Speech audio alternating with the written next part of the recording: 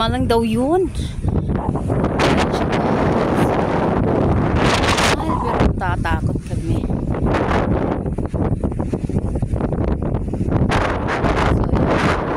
Butay na sa ibang parte. Letter C kasi. Ayan, so, ang ganda.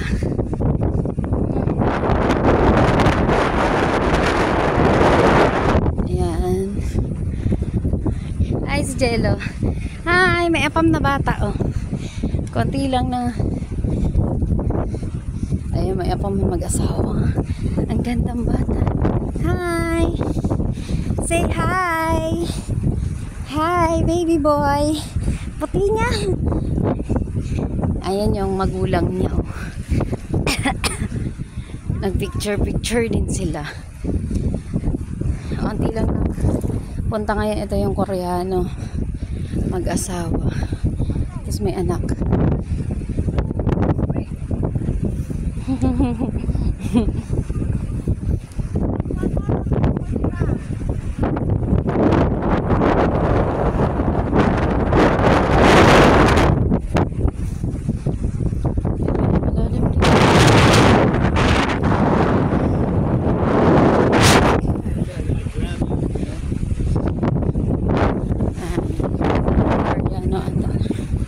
Dami na masyal dito mga ano.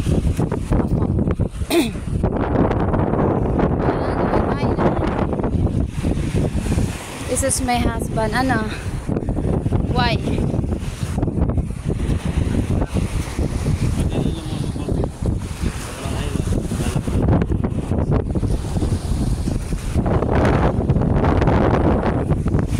May nagbubo dun.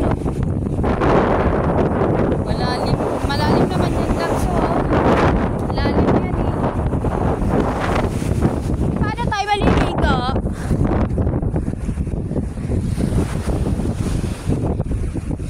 Nakakatakot. Sabi niya, huwag na daw ako magdala ng ano, may life na pinaipon. Ayan tuloy. Masanpur na sa Guani.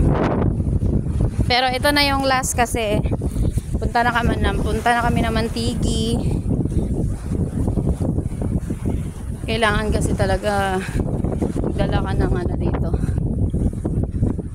yung heavy duty na life jacket. OMG. Okay.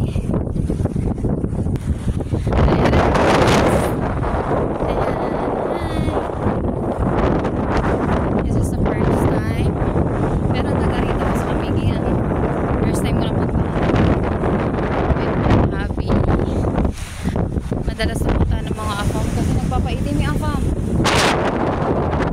Oh, ayan siya. Ayan siya sa malayuan. Ito yung White Island. Wala ka talaga makikitang puno. Unlike sa Mantigi na meron. Kaya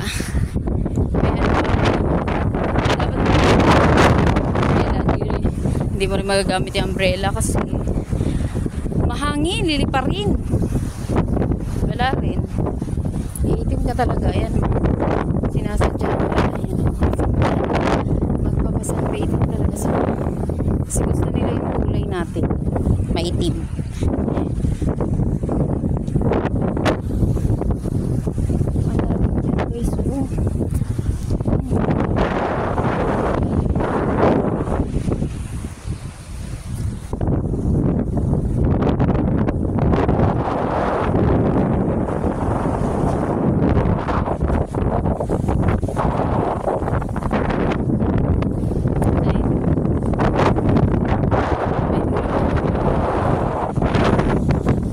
Pag sa ano, hindi mo ito makikita.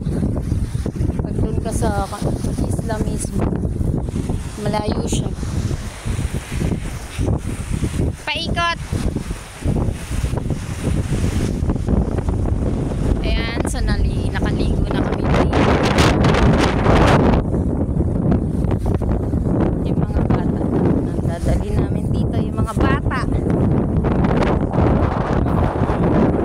Doon naman sa dulo nila. Tapos they swim. Ang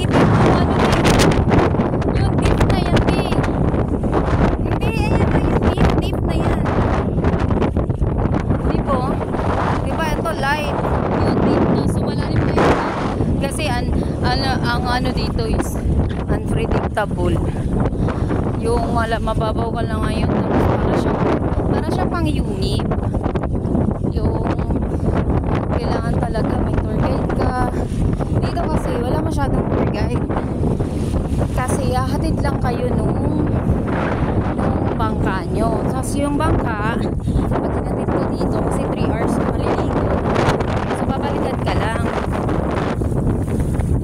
Pero yung wala talaga siyang tour guide, wala kasi snorkeling dito. Wala isa. Mag-aarte lang ka na ng goggles and then yung parang sa paa mo. So, unlike sa Mantiki, meron silang tour guide talaga. Na andun kasi may pawikan doon, may mga maraming isda. Dito, all by myself. Sa'yo yan, tapos hindi mo alam paano ka deep yung water dyan. I think malalim siya kasi ano lang, blue talaga. Matatakot ka talaga. Tapos ayan lang, makikita mo maliwanag ka lang bumangoy. Paano ko sumobra ka doon? Hindi wala kang natawag na ano. Pero meron yung nakalagay doon na ano, may bumababa dyan na yung mga tao may nagpapaiwan dyan galing sa bangka. Yun yung in case na ano, yun yung tutulong sa'yo. Tapos meron din magpapantahan. Konti lang yung nagsipuntahan ngayon. Dadami pa to sa ano, sa summer talaga.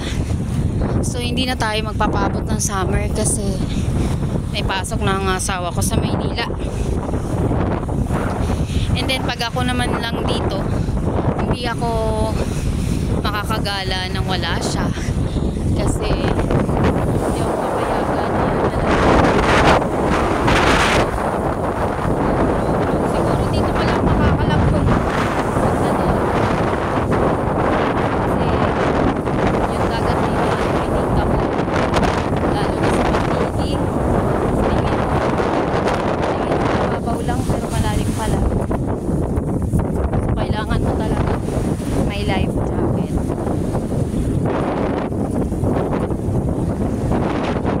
Oo. So ayan lang tayo, no? Balikan ko kayo. Ayan, iikot natin kasi nagsimula kami dun sa gitna. So pupunta natin yung dulo kasi napunta na natin yung dulo doon, yung may nag-sunbathing doon. So dito naman tayo. Kanina may Koreano, tapos may Amerikano mag-asawa, mag-anak.